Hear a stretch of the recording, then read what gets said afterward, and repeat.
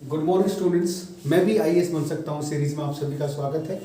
आज की सीरीज में हम आईपीसी की प्रमुख धाराओं के बारे में चर्चा करेंगे, जो कॉन्स्टिट्यूशन का एक बड़ा महत्वपूर्ण पार्ट है। तो आइए आईपीसी की प्रमुख धाराओं पर चर्चा करते हैं। धारा 120 होती है जब किसी के खिलाफ कोई हम षड्यंत्र करते हैं तो उस दौरान जो है धारा 120 लगाई जाती है, जब भी कोई व्यक्ति किसी के खिलाफ षड्यंत्र करता है। धारा 412 तब लगती है जब कोई छीना झपटी का कोई केस होता है, जिसमें कोई किसी से कोई चीज़ झपट करके प्राप्त की जाती है, तो धारा 412 के तहत उस पर मुकदमा चलता है। धारा 201 होती है जब कोई सबूत मिटाने का कार्य किया जाता है, किसी योजनाबद्ध तरीके से जब सबूत मिटाए जाते हैं तो धारा 201 के अंतर्गत उस पर कार्रवाई की जाती है। धारा 499 संबंधित है मानहानि से। जब कोई मानहानि का केस दायर करता है तो धारा 499 के तहत जो है उस पर कार्यवाही की जाती है। धारा 415 होता है छल करना, किसी से धोखा करना, उसमें धारा 415 लगती है। उसके बाद है धारा 141 जो है विधि विरुद्ध जमाव जब हम करते हैं, जब कोई ऐसी कानून की ऐसी कोई धारा लगा दी जाती है, धारा 144 लगा दी जाती है, उस दौरान यदि कोई व्यक्ति जमावड़ा करता है, भीड़ का इकट्ठा करता है, तो एक प्रकार से वो वायलेशन होता है, तो उस दौरान धारा 141 लगा करके विधि विरुद्ध जमाव को लेकर के उसके खिलाफ जो है मुकदमा दायर किया जाता है, उस पर्टिकुलर भीड़ के प्रति, उन लोगों के प्रति। धारा 191 होते हैं मिथ्या साक्ष्य देना। जब कोई व्यक्ति किसी चीज़ में कोई झूठी गवाही देता है, कोई झूठे साक्ष्य पेश करता है, तो धारा 191 का प्रयोग करके उस पर मुकदमा चलाया जाता है। उसके बाद धारा 420 आपको पता है, हम अक्सर इस्तेमाल भी करते हैं। 420 का मतलब धोखाधड़ी करना। तो कोई संस्थान या व्यक्ति बेईमानी या फर्जीवाड़ा करता है तो धारा 420 के तहत उस पर मुकदमा दर्ज करके कार्यवाही की जाती है। धारा 510 तब इस्तेमाल की जाती है जब सार्वजनिक स्थल पर कोई व्यक्ति शराब पी करके कोई किसी प्रकार का हंगामा करता है और लोगों को तंग करता है, तो सार्वजनिक स्थानों पर जो है शराब पीना, धूम्रपान करना, इन पर निषेध है।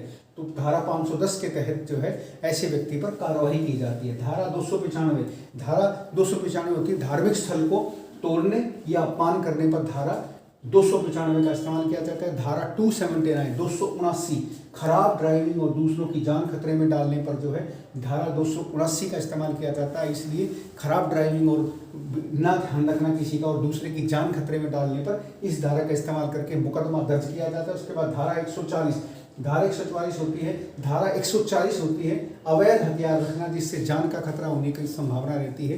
तो ऐसा कोई अवैध हथियार कोई व्यक्ति रखता है तो धारा 140 के तहत उस पर कार्रवाई की जाती है। फिर उसके बाद हम करें धारा 147 होती है दंगा करना। किसी प्रकार का जब दंगा किया जाता है तो उसमें धारा 147 का इस्तेमाल किया जाता है। उसके बाद धारा 509 होती है बोलकर या इशारों से और या आवाज़ निकाल कर जब किसी महिला को परेशान किया जाता है तो धारा 509 का इस्तेमाल करके उस पर जो है मुकदमा चलाया जाता है। धारा 403 उसमें जब संपत्ति का दुरुपयोग किया जाता है, बेईमानी से गबन या किसी प्रकार के दुरुपयोग की कोई सूचना मिलती है तो धारा 403 का इस्तेमाल किया जाता है।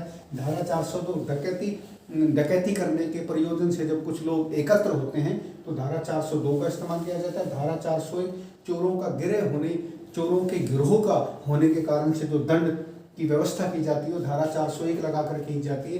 जब ये प्रमाणित हो जाता है कि फला व्यक्ति जो है किसी चोरों के गिरह से संबंधित रखता है और ये चोरों का गिरोह जो है पिछले कई दिनों से इस तरह की चोरी की वारदातों को अंजाम दे रहा है, तो उसमें धारा 401 का प्रयोग करके फिर जो है उस व्यक्ति के खिलाफ जो है मुकदमा चलाया जाता है।